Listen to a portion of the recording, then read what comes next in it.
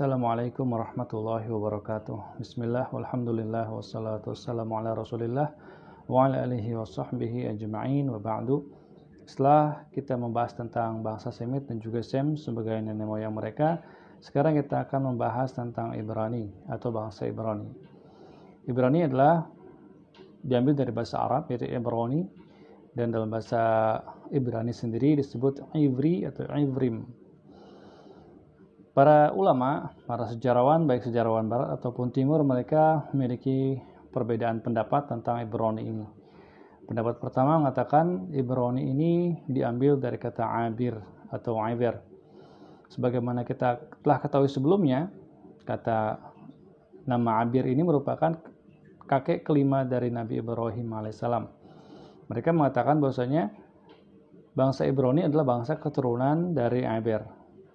Dan dalilnya kata mereka yaitu dalam Taurat ada ayat yang berbunyi Walashem Julat Gamhu Avi Kol Benei Eber, dan atas Shem ayah dari semua anak-anak Eber. Jadi menurut mereka Ibrani adalah bangsa keturunan Eber.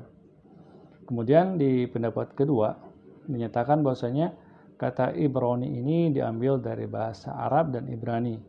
Dalam bahasa Arab diambil dari kata abara, dalam bahasa Ibrani dari abar. Yang kedua kata ini memiliki makna yang sama, yaitu menyeberangi, melintasi.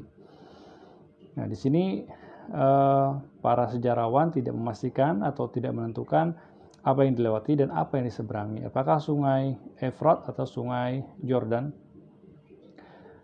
Kemudian di pendapat kedua ini pun terjadi silang pendapat antara siapa yang sebenarnya pertama kali menyandang gelar Ibrani ini.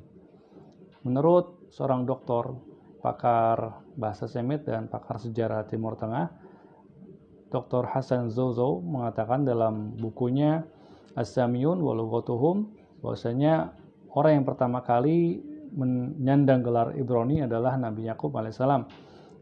Dan sungai yang pertama kali diseberangi, yang dilewati adalah sungai Efrat menurut beliau. Yaitu ketika Nabi Yakub berpisah dengan mertuanya Laban dan melintasi atau menyeberangi sungai Efrat tersebut. Kemudian di pendapat kedua, kata Ibrani ini pertama kali disematkan kepada Nabi Ibrahim alaihissalam.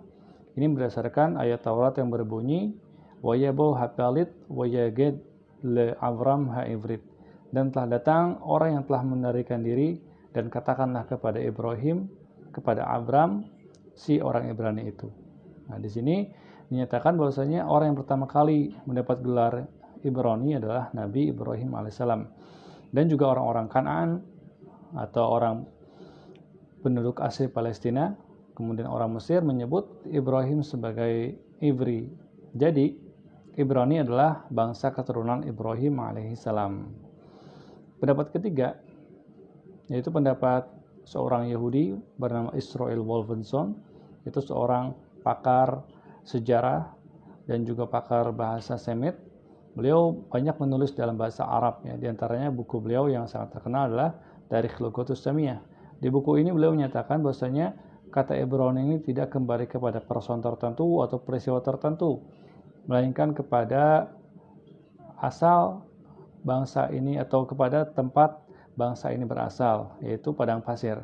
Jadi menurut beliau, Ibrani ini adalah bangsa yang berpindah dari satu tempat ke tempat lainnya, dari satu lembah ke lembah lainnya bersama membawa serta hewan-hewan mereka, ternak mereka untuk mencari air dan mencari padang rumput untuk mereka gembalakan ternak mereka di sana.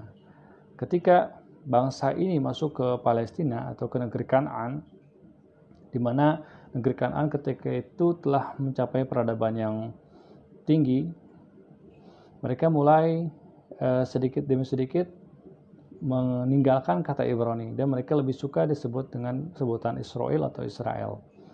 Di sini kita bisa ketahui bahwasanya memang sebenarnya orang-orang Yahudi tidak memiliki tanah air atau tidak memiliki tempat tinggal yang tetap, karena mereka adalah orang-orang Badui, orang-orang nomaden yang berpindah dari satu tempat ke tempat lainnya. Ini bukan menurut ulama Islam, bahkan menurut orang Yahudi sendiri, yaitu Israel Wolfenson.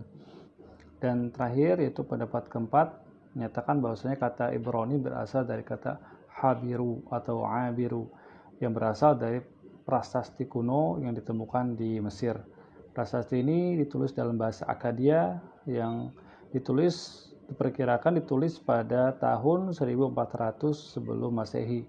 Di sana terdapat kata habiru atau abiru yang oleh para arkeolog, para sejarawan ini dikaitkan dengan Ibrani atau Hebrew dalam bahasa Inggrisnya. Jadi menurut mereka kata Hebrew atau Ibrani atau Ivrit berasal dari kata khabiru. Terlepas dari segala perbedaan, kata Ibrani ini sebenarnya walaupun sebagian Yahudi telah meninggalkan kata Ibrani ini, ada sebagian Yahudi lain yang masih melestarikan kata Ibrani ini untuk membedakan mana Yahudi asli dan mana Yahudi palsu, yaitu Yahudi asli yang masih mempertahankan bahasa mereka dan tradisi mereka. Sementara Yahudi-Yahudi yang sempalan, mereka telah meninggalkan bahasa mereka juga tradisi mereka. Terlebih telah terkontaminasi dengan paham-paham paganisme. Oleh karena itu, Ibrani adalah orang-orang Yahudi asli yang masih mempertahankan bahasa dan juga tradisi mereka. Sekian, Assalamualaikum warahmatullahi wabarakatuh.